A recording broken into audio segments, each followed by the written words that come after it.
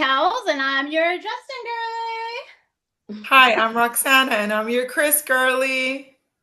Hi, I'm Christy, and I'm Joey Girl. Hi, I'm Brandy, and I'm the Lance girl. Hi, I'm Melissa, and I'm the JC girl. And we we're are the NSYNC girls. With Hold the Pickle podcast. Yay! And we have a very special guest with us today, everybody. We have Kelly Klinger, aka Cowbell or Special K, are some of her nicknames, and she's worked with the NSYNC guys and more in the industry. So I'm going to throw it over to Kelly right now to tell us a little bit about herself. Thanks for having me on, first of all. Thanks for being here. I always say I appreciate anyone thinking I have anything interesting to say. You asked me initially who my favorite guy was in the group, and I pled the fifth, and I'll keep doing that.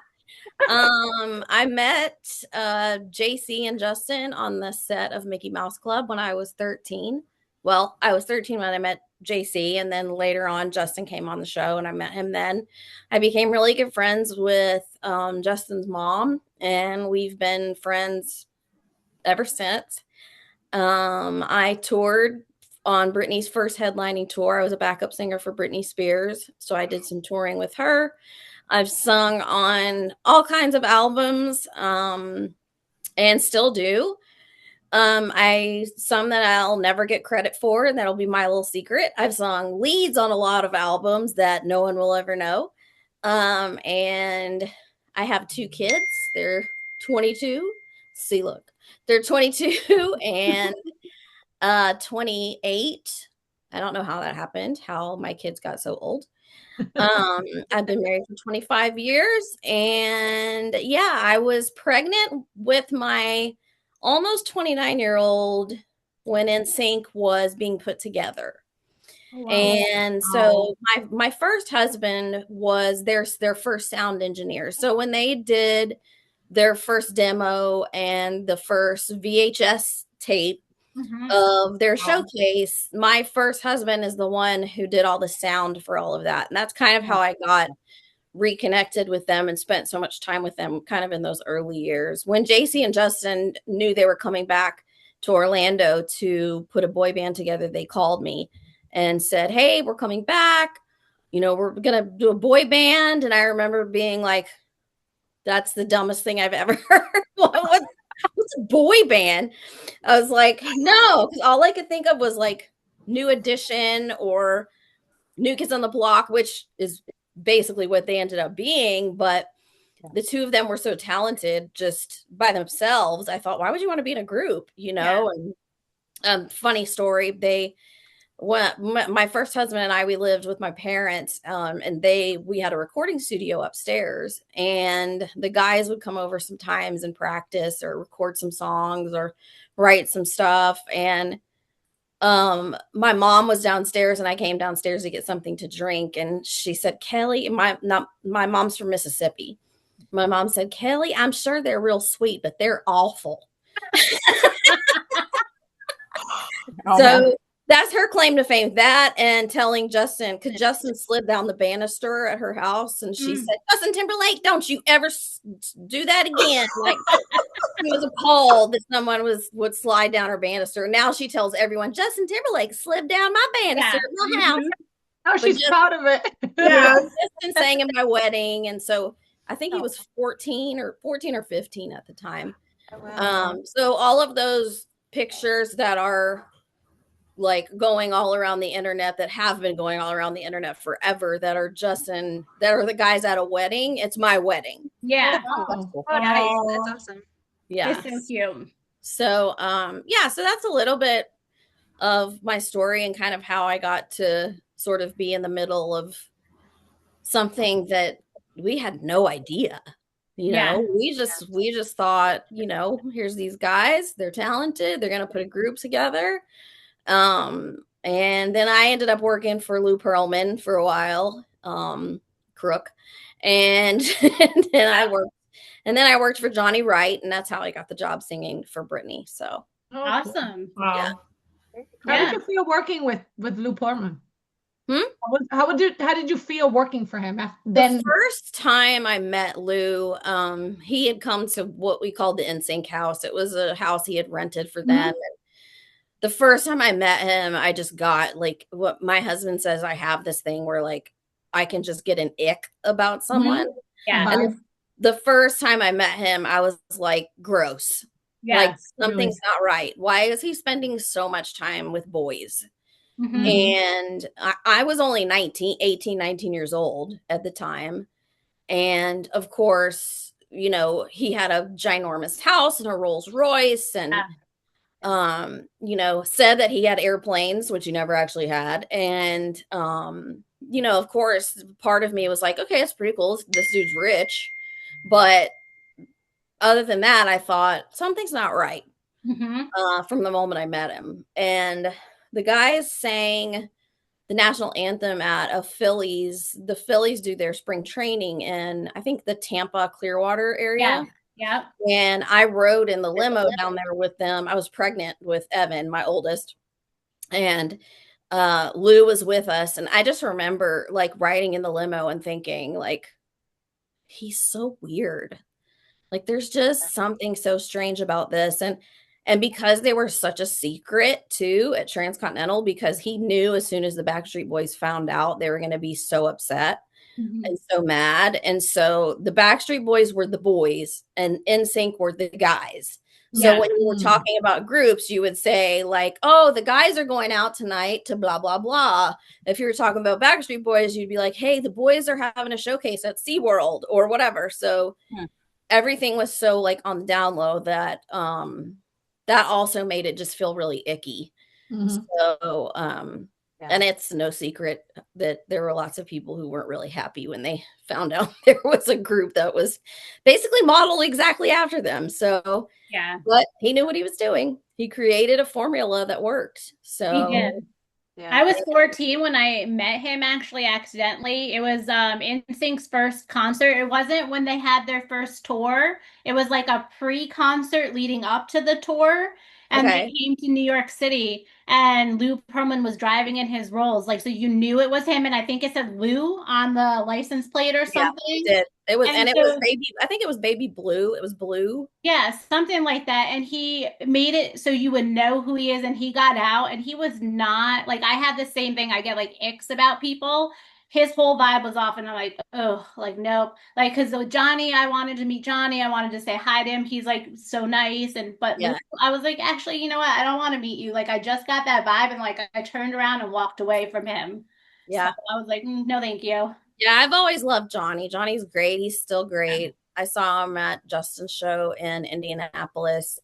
And it's funny because the way the whole thing was set up was Lou's office was like across a parking lot. So you had to walk from like Lou's office through a parking lot to Johnny's. And it was always a joke like, who were you going to catch in the parking lot? You never knew like what famous person you were going to see in the parking lot.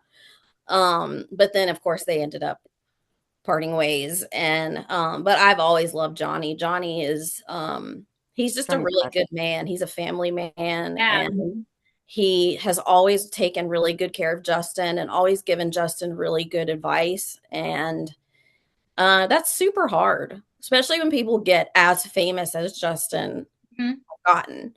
Yeah. Um, it's really hard to surround yourself with people who still um, think your privacy is really important and that kind of thing. And that's one thing I always try to keep in mind is that I'm friends with some people and they don't get to have much of a private life. And so there are things that like I don't share or things obviously things Yeah. that I, you know, that I don't really talk about because their privacy is really important to them. And so it's Of course. important to me. So Yeah. Absolutely.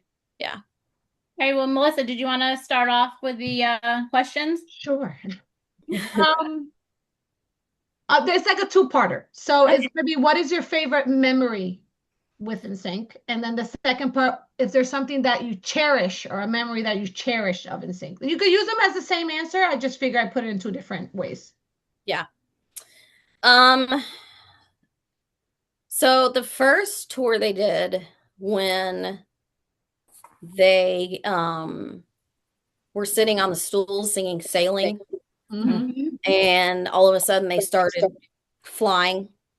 Oh, Well, Lance had kind of said, like we do something really cool, but he wouldn't tell us. And so a bunch of us, I think their first show was in Jacksonville, and a bunch of us drove up to Jacksonville. And I remember we were all of us were sitting in this row, and we had been, to their rehearsals and their just everything and their showcases and all this stuff. And we're in this arena and there's people screaming, and like we hadn't seen that. We had seen videos from Germany and Europe and girls screaming, but we hadn't really seen it in America the way we did at that moment.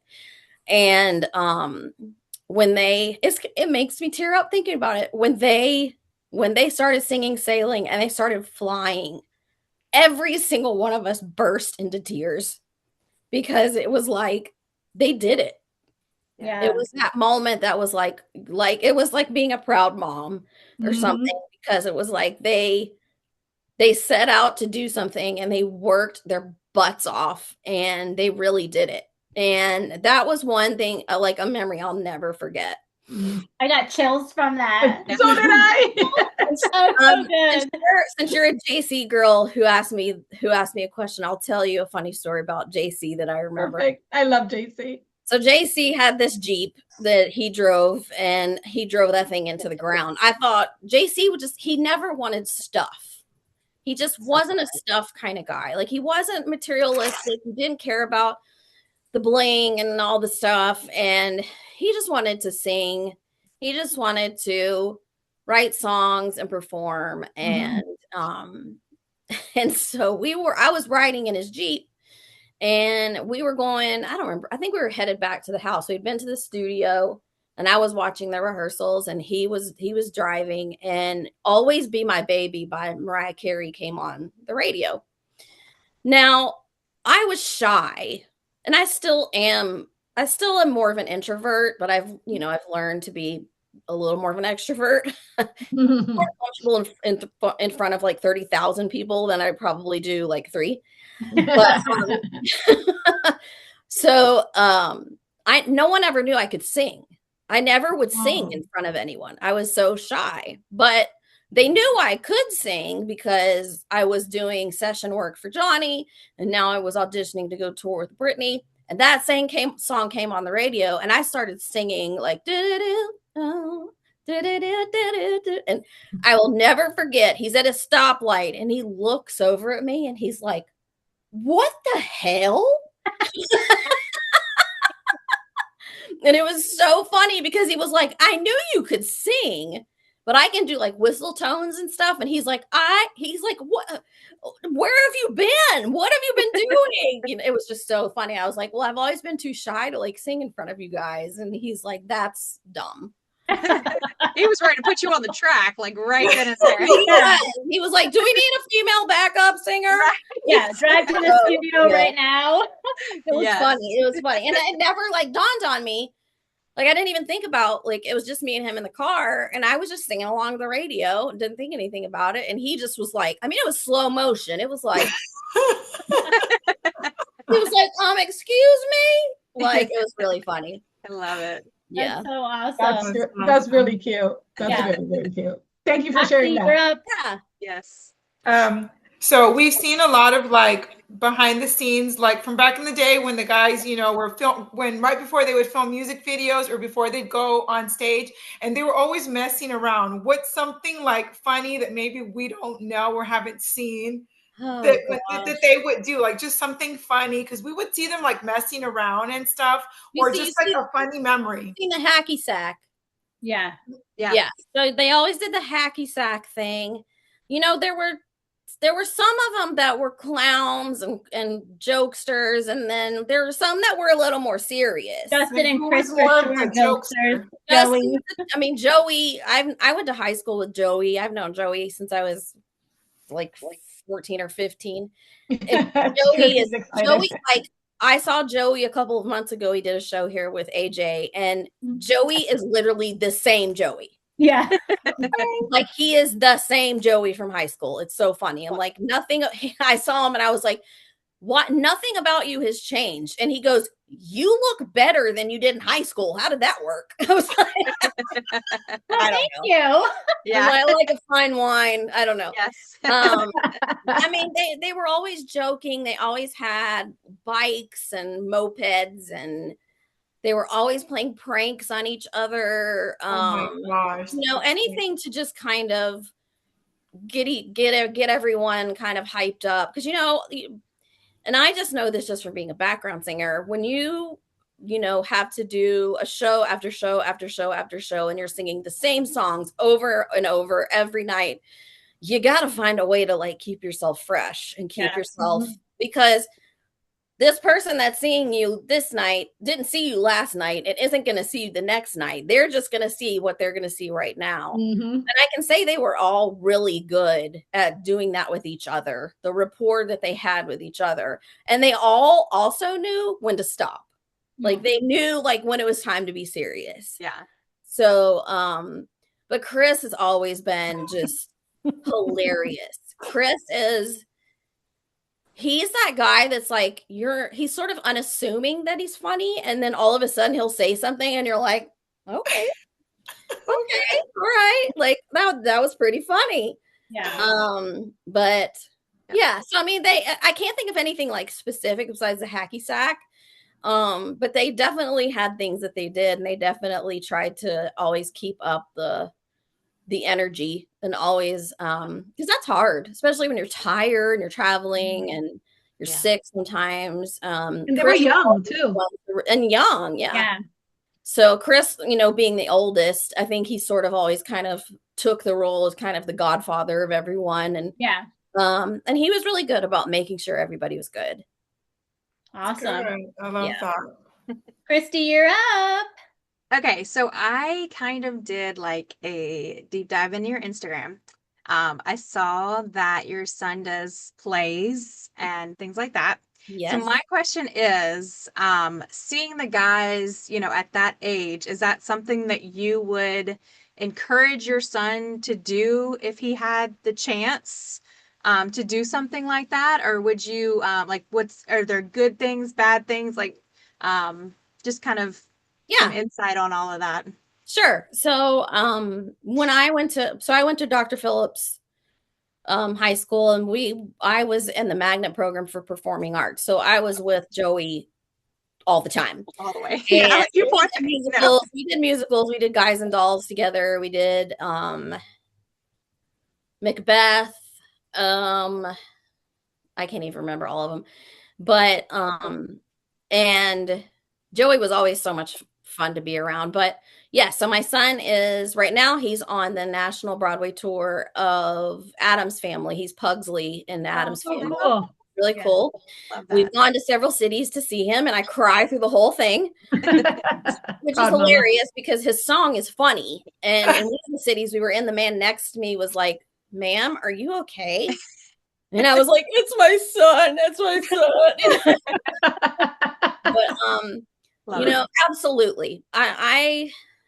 I think that with the right, my view as a parent has always been that your children aren't mini-me's. Your children aren't little versions of you to be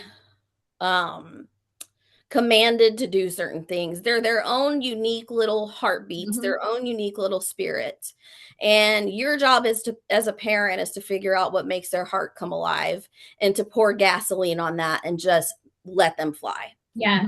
And so when it came to my kids, I happen to have two, because my oldest is a songwriter, is a producer, artist, and play every instrument by ear. And then Logan is on Broadway. And so I saw it super early. I heard it super early. Me and Evan is my oldest. We were singing something in front of Justin's mom, and Logan was standing behind us, and he started singing harmony. And he was like maybe 10. He didn't want anything to do with music. And Lynn kind of leans around and she looks at Logan. She goes like, "I see you. I hear you." And he busts out crying. Logan's a crier. Everything made him cry. Oh And no. and so she looked at me and she said, "Mama, you're in trouble. I only have one. You have two." So I knew from a really early age with my kids, I knew what they were good at and what they loved. And so I did everything that I could do to nurture that and to figure out a way for them to do that. Cause you know, there's that saying like, if you can make a living out of doing something you love, you'll never work a day in your life. Mm-hmm. And I can promise you that my son, even though it's hard and he gets sick and he's in a different city every night and he's like, I feel like I'm on autopilot because I know the show like the back of my hand. I can promise you he doesn't feel like he's working. Hmm. So I wanted to be on Broadway. I wanted to do musicals. And my parents, who are from Mississippi, were like, absolutely, you are not moving to New York. You will get killed. And, you know, it was not, I didn't have a lot of support for that. And so I just decided to become for my kids what I didn't get. And so he actually, Logan just texted me one of the dings you heard a minute ago. Logan just texted me and he got a call back for something else. He's like, I don't know what to do. Do I do this or do I do that? Or do I da da da da da? Oh, for Music Man. Oh, okay. Oh, Nice. okay. Very awesome. Yeah. So anyways, he's having the time of his life. When we first dropped him off in New York, I thought someone was gonna have to give me 5 Xanax to get me on the plane because I was like, oh, he's gonna get mugged and he's gonna have to go in the subway. And I'm like, Mississippi mama in you. yeah, I mean, I was born in Mississippi, grew up in Florida, you know, Yeah. like I had obviously visited New York a lot, but never in a million years saw they drop my kid off there. Yeah. Mhm. And he loves it. He loves this. He loves city life. He loves walking everywhere. He loves it. So, what better thing could you ask for as a parent? That's so great that you're like that too, because I feel like Lynn is super supportive of Justin. She Yes. always has been. So you two have that in common. And that's why Justin was able to excel because Yep. he's supportive, like a support system. So as a mother, I love that you're like that for your boys. So And that really is something that bonded me and Lynn. And yeah. there are things Lynn and I always talk about. Like there are things that Lynn and I have experienced that no one will ever experience in their life. Mhm. Like we are the only two people who can relate to that story, or we are the only two people as mothers or as friends or as whatever who can relate to certain things. And you know, it's really cool because even walking through everything with my kids and figuring out like, should they do this? Shouldn't they? Is this a good idea? Da, da, da, da. I can pick up the phone and call Justin Timberlake's mom and I can say, hey, Crazy. it's a good idea. Like, do you think he should do this? Do you think this is something that's going to, you know, lead to better things? Or do you know this person? Do you, you know, like, so my relationship with her has really helped me to feel more grounded and more confident in what my kids are doing and trusting that they can make good decisions when it comes to music and stuff. I love that. That's Have so you good. have you ever come across, are you nervous about coming across like Lou Pearlman types with your kids and in the show business or show business has changed so much. Okay. It's changed so much with internet and you know the way that people get music now. And one of my oldest favorite producers, he's a guy named John Bellion. I don't know if you've ever heard of him, but he literally has a forum that looks like it's from Microsoft like 98 or something, and an email list. He doesn't have an Instagram, he doesn't have a TikTok, he doesn't have any of that. He just has such a great like core followers who love his music and whatever. And that's how he's created. Like he just released a song. He just announced like a pop-up show and it sold out in like 2 seconds. He's from New York, right? Yes. Yeah. Mhm. Okay. And it's all self-funded. He wrote Monster by Rihanna. He wrote Anyone by Justin Bieber. He wrote Memories by Maroon 5. So he's written tons of songs, but he's an amazing songwriter. And so he basically did all of the Jonas Brothers' last album. He wrote Waffle House, wrote tons of those songs. Anyways, I'm not really worried about them. First of all, my two kids are a lot like me, and that they would be like, I'm sorry, I don't know who you think you are, but like, That's good. That's yeah, good. they both of them have no problem whatsoever with standing up for themselves and standing up for what they believe in. Good. And my oldest is non-binary, goes by they them pronouns. I correct people on a regular basis. It's very important to them, and so it's very important to me. And so I've just taught my kids, like, be who you are, and if somebody doesn't like it, oh well, they're not for you. They're not your people.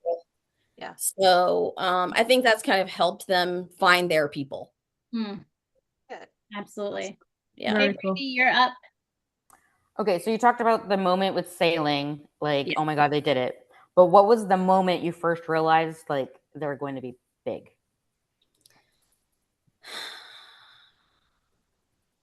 Well, they started sending back magazines from Germany. Like, I remember Lance sent like a box of German magazines. None of us knew what any of them said. We just knew their faces were on them. And that was the first time that I was like, oh, okay, wait. So they're already famous over there? Because we were in the airport when they flew back to America. I remember because Evan was in a stroller and no one knew who they were. And so I knew, like, they were big over there.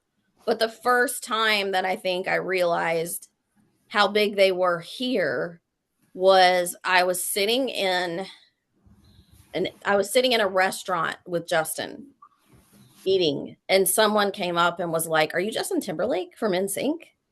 And I was like, this is weird. Because people sometimes would recognize them for Mickey Mouse Club. Yeah. But no one had recognized them from NSYNC yet in America. And that was the first time that I was like, uh-oh, like, people who you know who you are, and we're not going to get to go to restaurants together for much longer after this. But I think it probably was that concert with the sailing. Yeah, I really think it was that point that it was like, because, 5 people can walk out on stage to sing a song. 5 people flying. That's It different. was like a whole other level. Yeah. So, I think that was probably the point where I was. And I think there also, looking back, there was a bit of sadness in that too, because you realized the closeness that you have and the friendship that you have and the time that you get to spend together. It's all going to change. Right. And that some of them, your friendships won't last. Some of them, your friendships will kind of dwindle out a little bit. Some of them won't. Some of them will feel that, their privacy is more important than anything else. And they'll kind of become a recluse a little bit. And so I think it was this, oh my gosh, also mixed with maybe a little selfish sadness of thinking like, well, this is it. So, yeah. Awesome. It's kind of heartbreaking at the same time. Yeah. I mean, and I think it's hard. I think that's hard for people to understand a little bit, but if you think like your best friend, like was Sabrina Carpenter, and you just know her as your friend who you guys hang out with and you go shopping together, and I don't know, do people still shop together? I buy everything on Amazon. Like you go to restaurants or you go to clubs or you do whatever, and then all of a sudden she can't go anywhere. Yeah. And she has to keep things private, and you've been her friend this whole time, and it just changes everything. Yeah, you have to be careful what you say. You can't like let things slip. You can't just talk about them like they're your best friend. And yeah, there is a little bit of sadness in there that you have to kind of deal with. Bittersweet. Yeah. Huh? Bittersweet. You're happy for them because they made it, but you're also sad because you're losing something. Right, because it's like, the non-famous part of them died. Yeah. You know? And the famous part of them is fantastic and great. And I love that everyone gets to see them and enjoy their music and all of that kind of stuff. But you also kind of miss the like non-famous part, you know? Yeah. Yeah. Absolutely. And fame can change you too. Yeah. It So changes the a lot of people they people. were before that aren't necessarily the people that they were after that for all of them. They're Did kind you of feel like forced to they've change. changed? Did they feel like they've changed a lot, or do they you still see that part of them when before they were famous? I still see that part of them Yeah. in all of them. I think because I was around so much, and I think because we had little inside jokes and Yeah. stuff, and I think so I still see that. I still see those parts of them. Good. Which is good. Yeah. It makes me feel good. The first time I hadn't seen JC in forever, and I went when they got their star on the Walk of Fame, and they had a party after, and I was at the party, and I was just standing there with Evan, and I just heard someone go, Kelly? And I was like, I turned around, I was like, yes, and it was JC, and he was like, oh my God, I haven't seen it's been like 20 years or something. And I was like, well, it hasn't quite been that long, but it's been a while.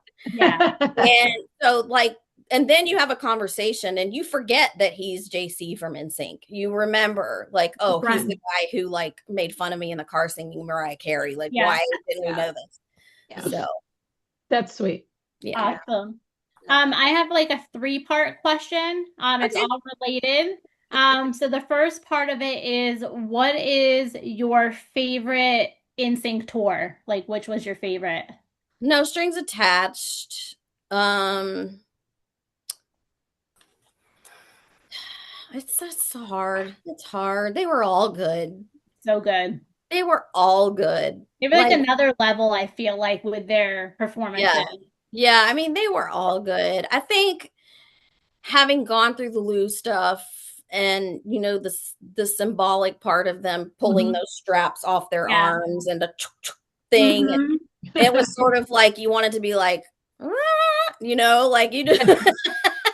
I think there was a big symbolism to that. I mean, you know, celebrity tour. I don't even know what those tours were called. I always say fans. Not that I'm not a fan. I am a fan, and being a fan is not a bad word.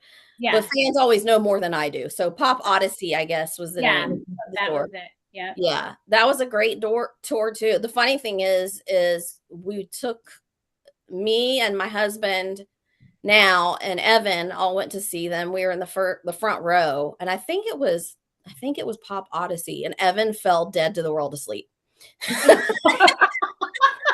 Oh my gosh. And I'm like, I can just see the guys up there all talking to each other going, do you see Evan? Do you see Evan sleeping?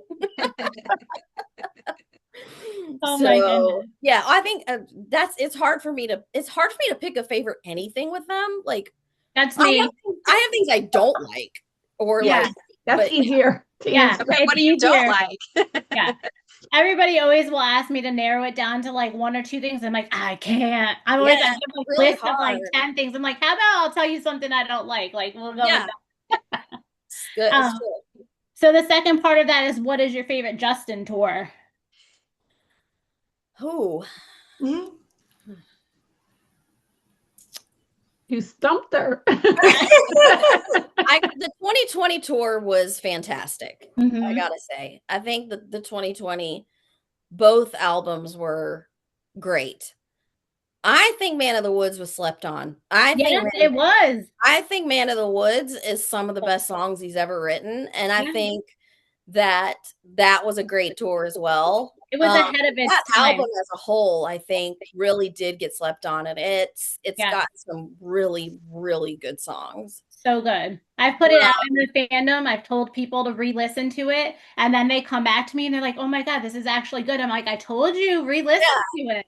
Yeah, I think it threw people off, and because it was supposed to be like a family, we heard things like it's a family album. It's it's going to be more country, and then like the very first thing you hear is like, "Put your filthy hands all over," and you were like, not so family, you know. Yeah. So I think it sort of threw people off a little bit, but like just the Man of the Woods, the song Man of the Woods, fantastic. It's a fantastic song. Flannel, the song where Silas is talking.